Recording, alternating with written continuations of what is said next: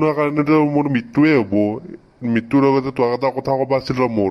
মই যাৰ যাৰ পৰা পইচা লৈছিলো বাবাহঁত, মই সকলোকে ঘূৰাই দিছো।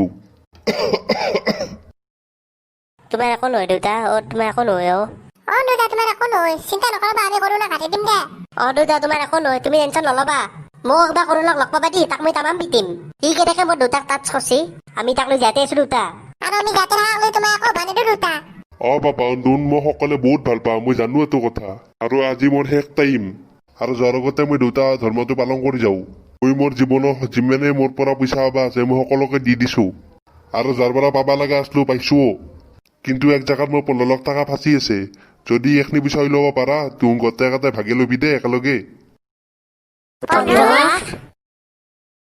15 লাখ।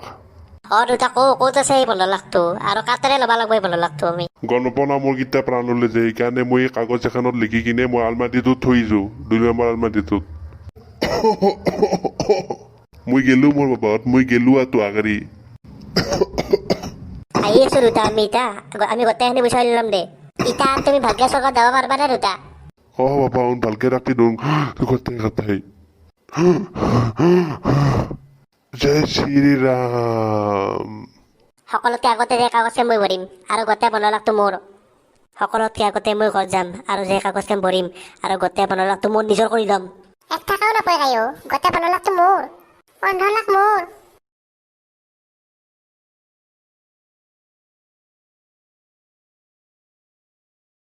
যিমান জলদি পাৰো আমি সিমান জলদি ঘৰ পাবা লাগে। 15 লাখ পাই গেলো, আমাৰ দিনে বদলি গেল। ইটাতো পাৰ্টি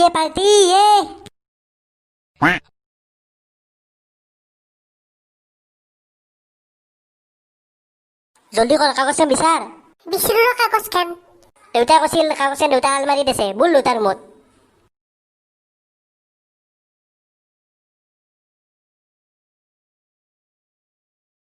এইটো ৰুমতো নাপালো, এতিয়া কি কৰা যায়? তাকেতো ভাবি আছো ৰ, কি কৰা যায় এতিয়া। দেউতা আৰু এটা যে সৰু ৰুম আছে, সেইটোত এটা আলমাৰী আছেতো, সেইটোত চাও বল। জলদি বল।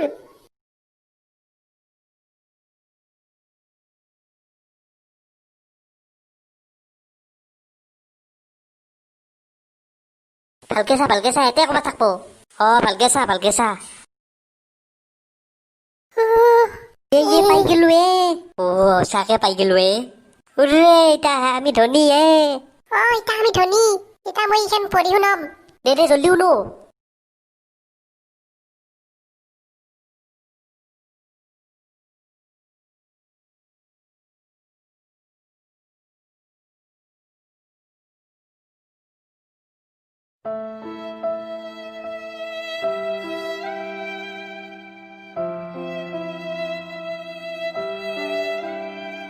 मेरे प्रिय देशवासियों, भाइयों और बहनों, मैं मोदी अगर चुनाव के बाद प्रधानमंत्री बना तो आप सबके खाते में 15-15 लाख रुपए की राशि भिजवा दूंगा, इसीलिए हमें वोट करें।